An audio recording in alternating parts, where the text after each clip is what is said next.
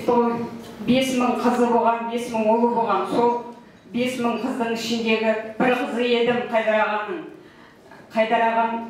Мен қазақ қыздарынан қайран қалам деп сол өлең жақсы көруші қыздар жиналған жерде сол өлеңді айтып беріңдерші қыздар деп өзімізбен бірге әнін, биін, вальс билеп жүрген ағамыз әрине әрқайсымызға ыстық аға және асыл әке деп жүрегімізде қалады. Жүрегімізде қалған ауыр тас, оны әрқайсымыздың жұбатып айтқан сөзбенен ол тас ерімейді.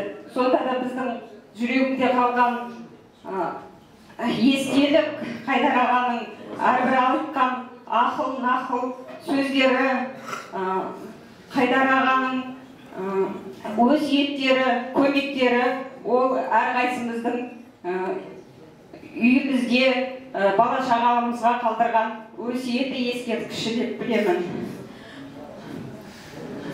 Қайдар ағам